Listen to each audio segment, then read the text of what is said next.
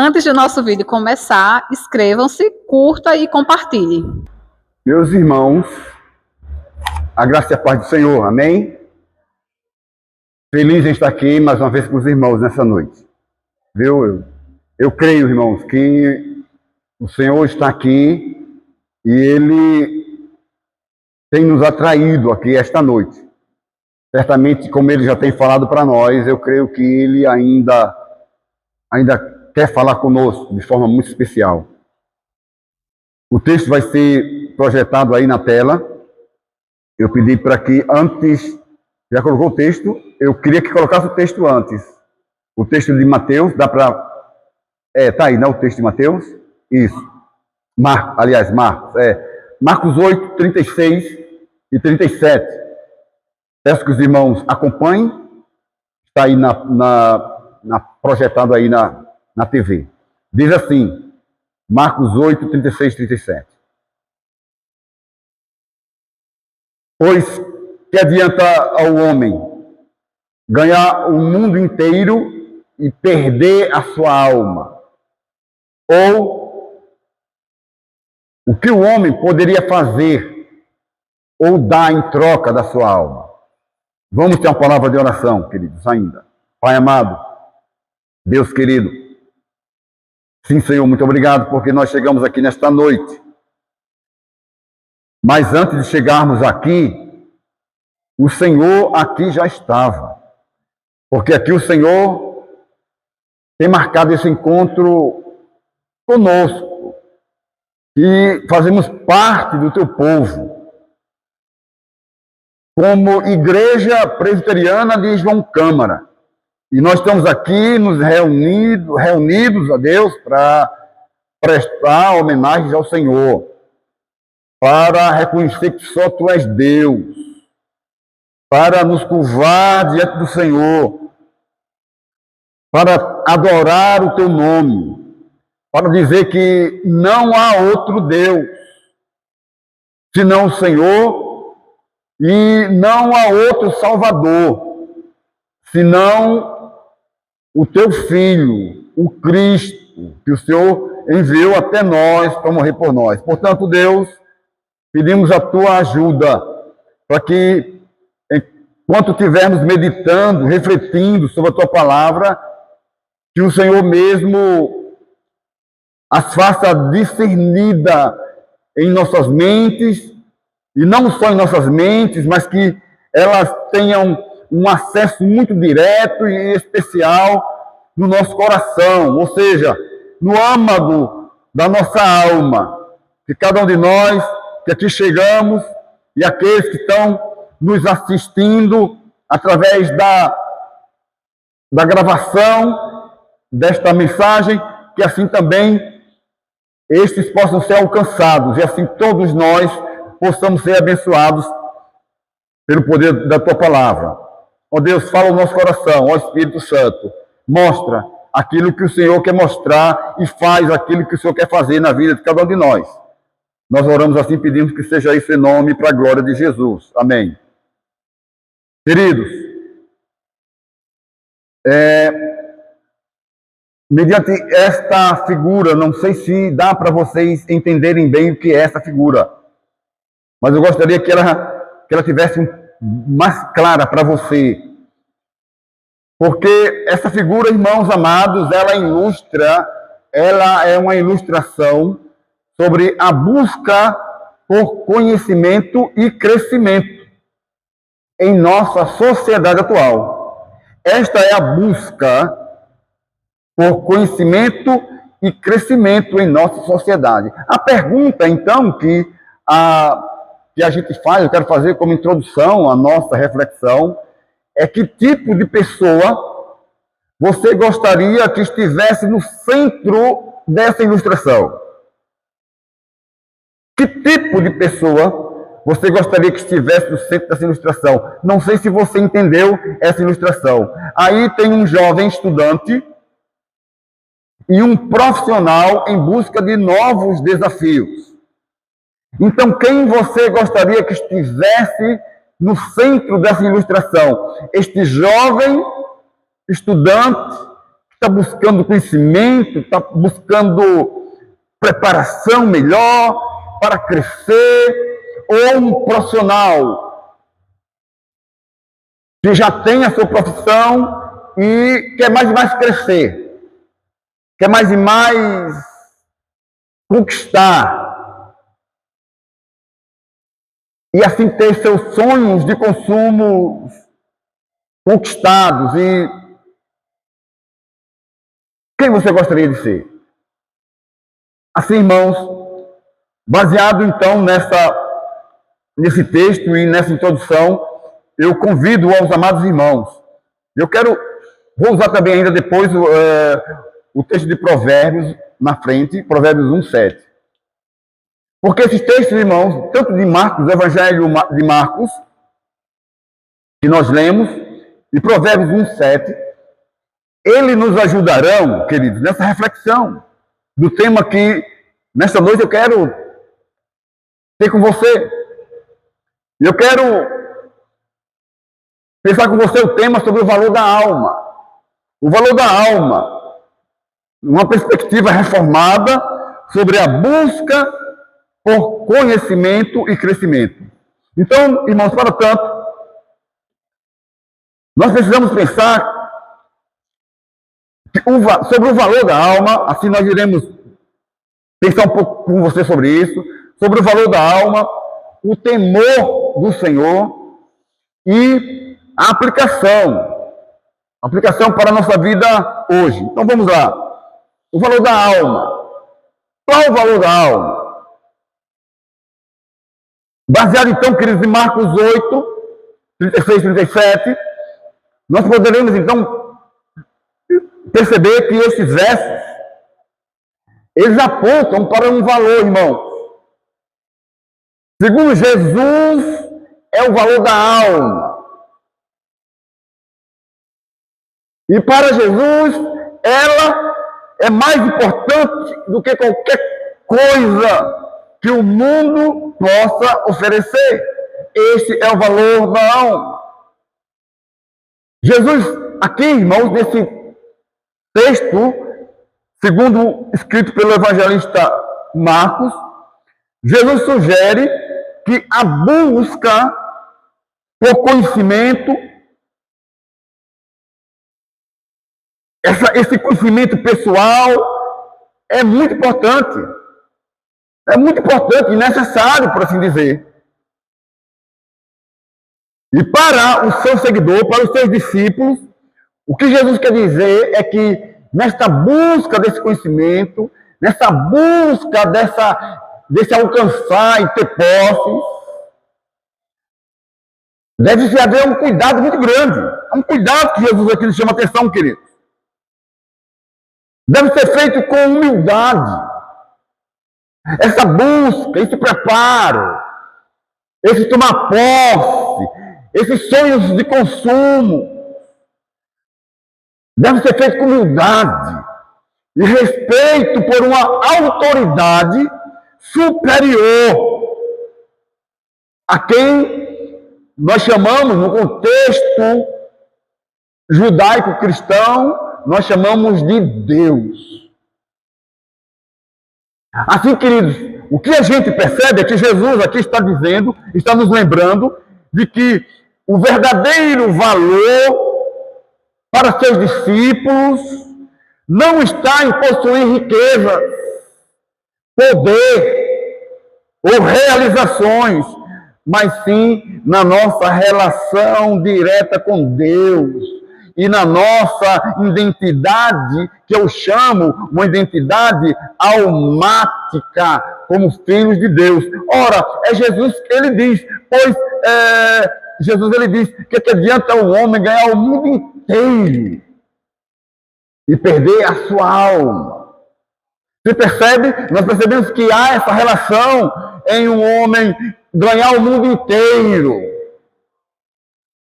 E mesmo assim, ele ganhando o mundo inteiro, se ele não tiver o devido cuidado, ele pode perder a sua alma. E aqui, quando Marcos está falando de perder a alma, entendamos, não é no sentido escatológico. Não é no sentido que Jesus está falando no sentido de o homem perder a sua alma e ir para o inferno. Muito embora Jesus ele fale isso. Ele fala por demais nos seus ensinos, e a Bíblia fala na existência real deste lugar de separação, né, da alma e o Espírito de Deus, que é a segunda morte, que é a morte eterna ou morte espiritual. Mas aqui, irmão, Jesus está dizendo que importa o homem ganhar o mundo inteiro e perder a sua alma, perder a sua identidade, perder o sentido de vida para aqui, para agora. A alma que é nesse sentido de vivermos aqui, o agora. E o aqui agora, todos nós vivemos para isso, para ganhar o mundo, desde que a gente nasce. A gente já nasce com esse desejo, com essa missão. É uma missão que nós temos, ganhar o mundo.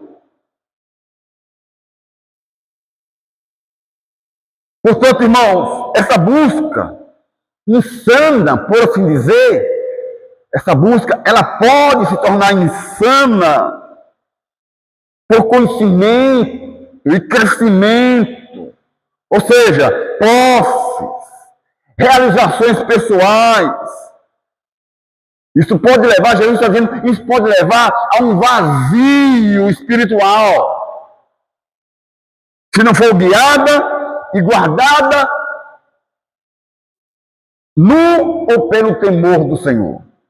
Percebe então o valor da alma? O que Jesus está dizendo aqui? O que é importante para seus discípulos, seus seguidores? Porque eles não, de fato, o que Marcos está nos mostrando é que Jesus está falando com os seus discípulos. O versículo 34 diz: e chamando a multidão com os seus discípulos, disse-lhes. E o contexto é este: se alguém quiser vir após mim, negue-se a si mesmo, tome a sua cruz e siga-me.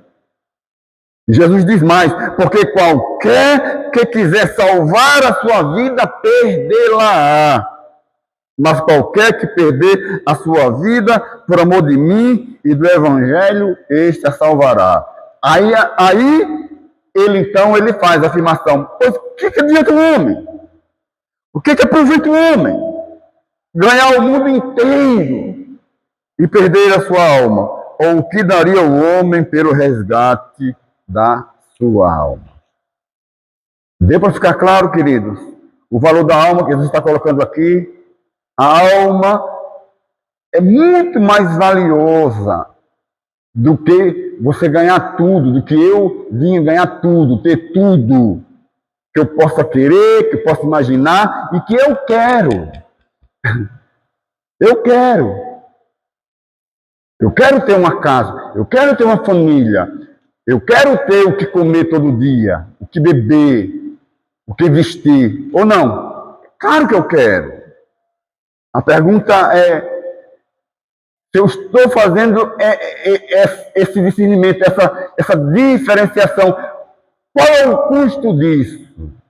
Se eu estou conseguindo tudo isto, mas eu estou me perdendo a mim mesmo.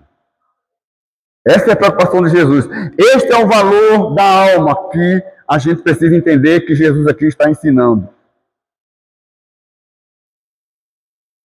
Mas, em segundo lugar, irmãos, aí é preciso, então, agora nós vemos sobre o temor de Deus. Porque aqui, irmãos, nós entendemos que Jesus está nos chamando a atenção para que nós tenhamos, agora nos voltemos para perceber se nós temos esse temor de Deus. Até onde está o temor de Deus? Até onde nós temos entendido o que é o temor de Deus e como nós temos colocado isso na nossa vida, como tem sido aplicado em nossa vida. E aí eu uso agora Provérbios 1:7. Porque Provérbios 1:7, Salomão ele vai dizer o seguinte: o temor do Senhor é o quê? É o princípio do conhecimento, olha só. É o princípio do conhecimento, ou em outra versão, diz o princípio da sabedoria. E Salomão vai dizer, mas os insensatos desprezam a sabedoria e a disciplina. Em outras palavras, Salomão está dizendo, mas aquele que quer ganhar o mundo todo, sem se importar com a sua alma, faz pouco caso disso. Não vai fazer diferença nisso. Vai desprezar isso. Não vai querer refletir nisso. Não vai querer ser disciplinado sobre isso. O insensato pode até ouvir isso e vai dizer, isso aí não é para mim não. O insensato. Mas o que é o temor do Senhor, irmãos? O que é o temor do Senhor? Alguém falou que a busca por conhecimento e crescimento é divina, mas deve estar alicerçada ao temor do Senhor para que tenha verdadeiro valor e propósito. Mas o que é então o temor do Senhor? E aí, irmãos, novamente, só para enfatizar de que essa busca por conhecimento e crescimento, eles estão intrinsecamente ligados um ao outro. E isso é tudo certo. Não está nada errado, irmãos. Porque, na verdade, quando a gente olha as Escrituras, nós vamos ver que tudo isso é reflexo de uma dádiva divina. Posto que o homem nasceu para isso, irmãos. Nós nascemos para quê? Para crescer. Com outras palavras, nós nascemos para ganhar o mundo. Né? Os antigos já diziam, né, que nós, pais, nós criamos nossos filhos para quem? Para o mundo. Nós criamos nossos filhos para eles, né, criarem asas, e eles vão ter que um dia fazer sua própria família, fazer, né, como se diz assim, a sua vida solo. Isso é ganhar o mundo. Isso faz parte, irmãos, do chamado pacto social. Quando o Senhor, ele disse o quê? Crescei-vos e multiplicai. Conquanto, irmãos, essa busca, ela deve estar alicerçada, amados, e ligadas ao temor do Senhor. Percebe? Ela tem que estar ligada, mas muito ligada ao temor do Senhor, para que o seu verdadeiro valor e propósitos sejam alcançados, para bem nosso. E, acima de tudo, para a glória de Deus. Qual é o conceito do temor do Senhor, então? E como ele é o princípio da sabedoria, segundo Salomão? Para Salomão, o temor do Senhor não se refere a medo, não é ter medo de Deus, não. Mas sim, irmãos, a um sentimento de reverência, de respeito e submissão incondicional a Deus.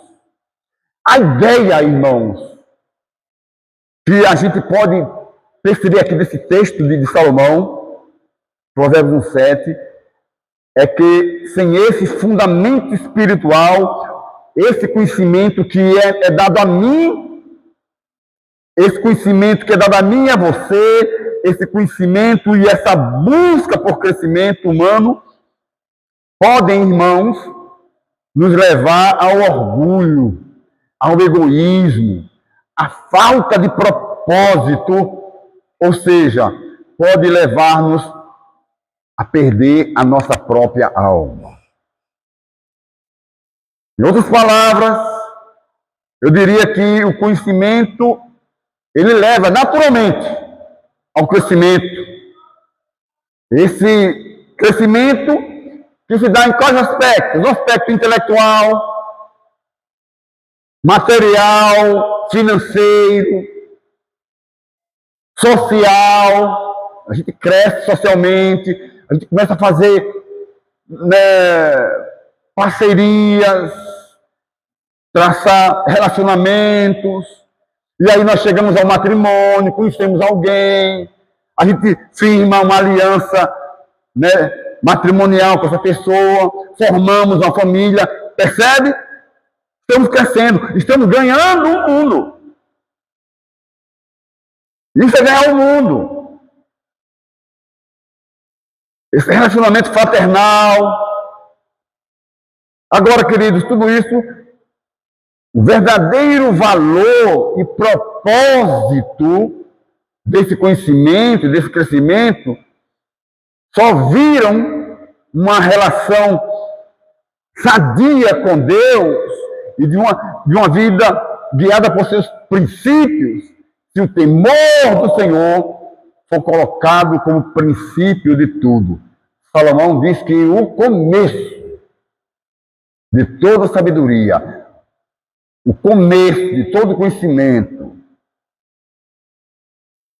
o que vai dar sentido, o que não vai deixar vazio, o que a gente fizer na vida, as nossas conquistas, elas vão ter sentido se elas estiverem sempre guardadas, rodeadas, sabe, irmãos, dos princípios, desse temor de Deus.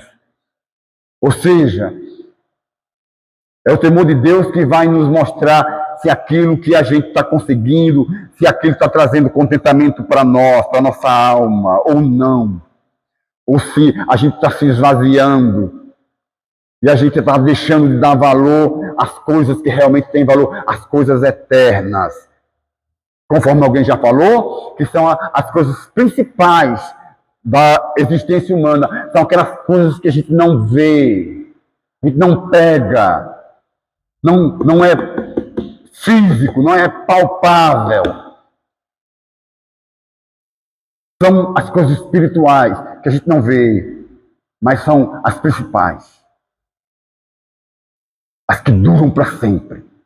Porque tudo isso aqui passa. Né? Jesus disse que tudo passa na vida que você tem. Tudo. A vida passa. Mas aquele que faz a vontade de Deus, aquele que vive no temor de Deus, este não passa. Este vai durar para sempre. Portanto, irmãos, é isso que dá o verdadeiro sentido e direção à busca por conhecimento e crescimento. Percebe? É esse temor de Deus, não é medo. Essa relação de prazer. O temor de Deus faz com que o homem tenha prazer em Deus, alegria em Deus. Veja o que o salmista diz no Salmo 122. Alegrei-me quando me disseram, vamos à casa do Senhor. Essa alegria de estar na casa do Senhor, alegria de estar em comunhão com os irmãos, alegria de estar na presença ou buscar a presença do Senhor. Porque, segundo o próprio salmista, em sua presença há delícias de alegria. Temor a Deus, é ter tempo para Deus. Na correria do dia a dia, o temor de Deus faz com que paremos e investamos tempo para buscar o Senhor, porque nós precisamos buscá-lo. Assim, irmãos, eu quero ir para as considerações finais. Quem estava esperando eu passar uma hora hoje se enganou. Vou não passar uma hora, não. Vou ser rápido hoje. Até para não cansar muito vocês. Nem eu também, que eu estou meio aqui já meio baleado. Mas quais são as considerações finais? Precisamos fazer, irmãos, algumas considerações finais e aplicação. Tá certo? Porque, queridos, aqui é preciso perguntar agora como aplicar tudo isso. Talvez você viu isso, você está ouvindo isso, você concorda com isso, mas como é que está isso? Como é que isso está acontecendo na minha e na tua vida? Como esse ensino de Jesus pode ser aplicado à vida diária, à nossa vida diária? Como podemos, a pergunta é essa, como podemos, à luz do que Jesus ensinou e do que o Salomão afirmou, priorizar a nossa vida espiritual em meio à busca por conhecimento e crescimento? Como fazer isso? Essa é a missão, irmãos, que nós temos. Esse é o desafio, aliás, que nós temos em meio a essa missão de ganhar o mundo. Ganhar o mundo. Então eu quero chamar a atenção, sua atenção, querido. Atente, bem. Primeiro, para o fato de que a busca por conhecimento, a busca por crescimento é importante, mas não deve ser feita a qualquer custo. Preste atenção nisso. Se em nossa busca por conhecimento e sucesso, posses materiais, nós perdermos ou estivermos perdendo essa conexão com Deus e com a nossa própria alma, então pode ter certeza que estaremos perdendo a nossa alma. Podemos estar perdendo, irmãos, o que mais importa, o que realmente importa, que é a nossa alma. E aqui, queridos, já é o perigo. Eu quero chamar a atenção a você, querido, você que está me ouvindo agora, você que vai me ver nessa transmissão. O que é o perigo? Qual é o perigo aqui?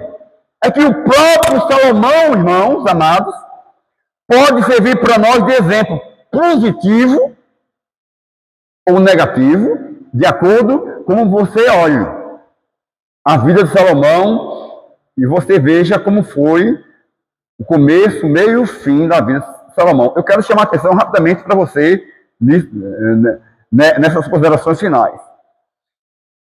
Há um declínio, irmãos, da vida de Salomão. Você sabe disso? Eu quero chamar a sua atenção para isso. A história de Salomão, irmãos, é um exemplo clássico de complexidade humana. Ele foi abençoado com sabedoria extraordinária, ímpar. A Bíblia diz que não houve homem mais sábio do que Salomão. Conquanto, irmãos, ele não a usou de forma consciente ao longo da sua vida. Ele não usou. Se não vejamos alguns fatos da vida de Salomão. Segundo o livro do 1 Reis, você pode conferir isso lá, 1 Reis 11.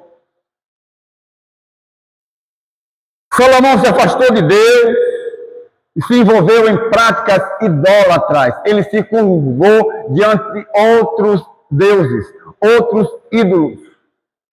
E digo para você, o ídolo não é só aquele feito por mãos humanas, não é só uma imagem que a gente se coloca diante dela, mas ídolo pode ser tudo aquilo que toma o lugar de Deus. Isto é um ídolo. Ou seja, o seu casamento pode ser um ídolo, o seu trabalho pode ser um ídolo, aquele teu artista preferido pode ser, e geralmente eles são, a tua casa, o teu filho, a tua filha, a tua profissão. Ou seja, querido, Calvino, ele diz que o coração do homem é uma máquina, é uma fábrica, aliás, de fazer ídolos. Será que o pensador da reforma, ele tem razão? O coração do homem é especialista, é uma fábrica de produzir ídolos. Salomão, queridos, ele se casou com mulheres estrangeiras que o levaram a adorar outros deuses. Veja o declínio de Salomão. Ele se tornou orgulhoso e desobediente a Deus. 1 Reis 11, de 9 a 13, vai nos mostrar isso. Confira isso depois, se você quiser. E a biografia de Salomão, irmão, segundo a Bíblia, nos dá conta de que nos últimos anos de sua vida, ele se desviou dos caminhos de Deus. Ele se desviou, tudo isso que ele fez, buscou outros deuses, alianças com mulheres ímpias. Não sei, irmãos, a que ponto ele chegou. Porque, irmão, eu mal dou conta de uma mulher. Sério, eu mal dou conta de uma, minha querida Aldeia. Se Deus quiser, domingo ela está aqui comigo. Salomão teve 1.000 mulheres, 700 mulheres casadas, vamos dizer assim, bem, e 300 concubinas, ou seja, eram mulheres também dele. Ou seja, no geral, 1.000 mulheres. Esse foi um problema muito sério que Salomão, para a vida de Salomão. Por causa disso, irmãos, Deus se irou com Salomão, ao ponto de que anunciar que o seu reino seria dividido. E de fato isso aconteceu. Você pode também confirmar isso lá na sua Bíblia, quando após a sua morte, o reino de Israel foi dividido em reino de Judá, sob o reinado de Roboão, e o reino de Israel debaixo do reinado de Jeroboão. Então, irmãos, parece que Salomão, eu diria, é um bom exemplo, eu coloco entre aspas, um bom exemplo de como ganhar o mundo inteiro e não valorizar a sua alma e perder a sua alma. Salomão foi o rei mais rico de todo Israel. Salomão foi quem mais teve dinheiro, riqueza, teve de tudo. Mas presta atenção, irmão. Ele não valorizou o valor da sua alma. Algumas lições, irmãos, para a gente, para o final. Eu diria que a primeira lição, irmãos, que nós podemos aprender nesta noite é que a sabedoria é um dom de Deus, mas não é uma garantia de perseverança ou salvação. Não é. A sabedoria. Assim, irmãos, olhando a vida de Salomão não deve ser exemplo bom ou positivo para nós. Ele não é exemplo, irmãos, para a nossa salvação. Ele não serve de exemplo para a nossa salvação. Por quê? Porque o exemplo para a nossa salvação é Jesus, o Filho de Deus. Jesus, conforme diz o escritor, olhando tão somente para o autor e o consumador da nossa fé. É por isso que devemos olhar para Jesus. Para Salomão, a gente olha e a gente vê o que ele fez. Ele fez muitas coisas boas, positivas, mas, no geral, em termos de ganhar, de valorizar a sua alma, aí a gente pode aprender com ele de forma negativa, porque ele nos ensina, irmãos, de como ter o mundo inteiro. Irmãos, uma coisa curiosa, quer dizer para você. Salomão, ele falava de tudo, ele nunca foi a uma escola. Ele falava de tudo e bem, de tudo. Escreveu mais de 3.000 provérbios. E as mulheres, quando iam ouvi-lo, e a Bíblia dá um exemplo de uma delas, a rainha de Sabá. Quando a rainha de Sabá foi ouvir Salomão, levou muita riqueza, porque todos os reis, irmãos, dos reinos do mundo de então, ouviam falar da sabedoria de Salomão e iam ouvi-lo, e ao ouvi-lo levavam muitas riquezas, ouro, prata, tudo que você possa imaginar, pedras preciosas. E a rainha de Sabá foi ouvir Salomão. E ela disse: olha, eu tinha ouvido falar de você. Me disseram que você era muito sábio, mas não me disseram nem a metade da sua sabedoria. E alguns comentaristas dizem que a rainha de Sabá foi uma das que também caiu assim aos pés de Salomão, ou seja, facilmente. Veja como que a sabedoria, você saber conversar, você ter os argumentos certos, você, como Salomão ele diz, nada que nesse mundo que alguém pudesse imaginar querer, ele não teve esse problema. Tudo que ele imaginou querer possuir, ele possuiu, ele quis. Perceba, irmãos. Ao mesmo tempo, o quanto isso é perigoso. É tremendamente perigoso. se você deixar se perder na sua alma, deixar perder o melhor de você, deixar de perder o seu contentamento em Deus. Só mais um detalhe, o livro de Eclesiastes, quem lê o livro de Eclesiastes vai perceber um pouquinho. O drama de Salomão. Vai chegar uma hora que ele não vai entender a vida. O livro de Eclesiastes, ele foi escrito em 3 períodos da vida de Salomão. Às vezes a gente pensa assim, a gente pega o livro de Eclesiastes e lê e acha que ele foi escrito em alguns meses, 1 ano, 2 anos. Não, irmão.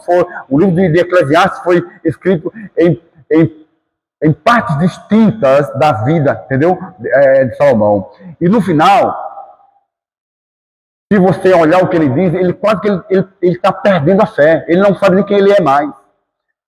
Ele começa a ver tudo é vazio para ele, tudo é vazio, não tem sentido. Você percebe como é que o que é que o homem pode chegar? A que ponto ele pode chegar se ele perder o temor de Deus, se ele perder a comunhão com Deus? Ele perde, não perde, aliás, a sua salvação, mas ele perde a alegria da sua salvação. Conforme é uma mensagem, conforme é um ensino muito próprio dos reformados. O homem que ganha a sua salvação, ele não a perde. Mas ele pode perder a alegria da sua salvação. Em outras palavras, ele pode perder a sua alma, a alegria de viver. Como é que está, irmão? A alegria da tua alma. A pergunta nessa noite que o Espírito faz para mim e para você é: como é que você tem guardado a sua alma? Qual valor você tem dado à sua alma? Meus irmãos, uma outra questão é que a posse de sabedoria e posse de bens duráveis devem ser utilizados para glorificar a Deus e servir aos outros, não para fins egoístas e satisfação pessoal. A desobediência e o orgulho podem levar o servo de Deus ao declínio, no desejo de querer ganhar o mundo todo e receber grandes bênçãos duráveis de Deus, materiais de Deus, como é o exemplo de Salomão. E mesmo assim, chegar a vir perder a sua alma. Portanto, irmãos, amados, vocês fazem parte aqui da Igreja Presbiteriana João Câmara. Atente, irmãos, para algumas sugestões práticas que eu quero dar para vocês nessa noite. E eu estou vindo aqui, quero dizer para vocês, de antemão, eu estou vindo aqui para João Câmara, depois de orar a Deus, depois de ser convidado para ir para outros campos, e Deus fechou outras portas, e Deus abriu essa porta aqui, para que eu venha para cá, e juntamente com vocês, aprendermos juntos, irmãos. Isso tudo que eu estou dizendo para vocês aqui, eu estou aprendendo, eu quero aprender com você. Eu quero chamar você para que juntos demos as mãos, juntos formemos laços de família mesmo, família na fé, irmãos, aprendendo com Deus, aprendendo a conhecer Jesus, aprendendo de Jesus, a conhecer Jesus e fazer outros, ajudar outros a fazer a mesma coisa. Quais as sugestões práticas que eu quero dar para você? Busque a Deus enquanto pode achar, invoque-o enquanto Ele está próximo. Essa é a primeira dica prática que eu dou para você. Faça isso em oração. Faça isso na leitura da palavra. Faça isso no convívio com a igreja. Esteja junto. Não se isole. Se você se isolar, vai ser muito mais fácil de você perder a sua alma, você se perder a si mesmo. Claro, irmão, que eu estou dizendo aqui, eu não estou falando que você é obrigado a estar aqui todo dia, toda hora. E claro que a gente sabe que existe N dificuldades. Por exemplo, a minha esposa Aldeísa não pode estar aqui. Ela não pode, aliás, estar vindo comigo. ela está no tratamento de saúde, está enferma. Há impossibilidades que essa vida nos impõe, mas eu digo para você, querido, busque a Deus enquanto você pode achar. Invoque-o enquanto a oportunidade está diante de você. Priorize a comunhão com Deus e outros crentes. Priorize isso. Não abra mão de buscar a sabedoria do alto e a orientação de Deus em todas as decisões. Tudo que você for fazer, busque a sabedoria do alto. Segundo Tiago, há sabedoria animal, tem a sabedoria aqui de baixo, há sabedoria do diabo, há essa sabedoria também, irmão. Mas há sabedoria divina, há sabedoria do alto. Busque a sabedoria do alto. E Tiago diz, quem não tem, peça a Deus. Tiago diz, peça. E ele dá. E não lança em rosto. Outra sugestão prática. Eu perguntaria para você, o que é mais importante? O sucesso externo ou a sua paz interna? Qual é o mais importante? Se você tivesse que decidir hoje, eu quero sucesso externo e não quero minha paz interna. Claro que o ideal é ter os dois. Paz interna e sucesso externo. Mas se você tivesse de escolher um, você tem dúvida qual escolheria? Tenha cuidado na sua resposta. Você está priorizando a sua vida espiritual em meio à busca do conhecimento, do seu crescimento? Você tem buscado isso, você tem priorizado? Qual o propósito da sua busca por conhecimento e crescimento? É para satisfazer seus sonhos de consumo e autoexaltação ou glorificar a Deus e servir ao próximo? Pergunte isso para você nessa noite. Examine a sua vida, querido. Eu diria para você nessa noite, eu tenho certeza que o Espírito Santo está dizendo isso para você. Examine a sua vida. Priorize a sua relação com Deus. Invista na sua alma. Ela custou um alto preço, queridos. Ah, foi um alto preço. Esse preço foi o sangue do Cordeiro. O sangue precioso de Jesus. Foi vertido lá na cruz do Calvário. A sua alma tem valor. Então, valorize o que você tem. Você é um ser. Você é alguém muito importante para Deus. Amém? Eu quero fazer uma oração ainda com você, querido. Você pode fechar seus olhos? Feche seus olhos, quero orar com você.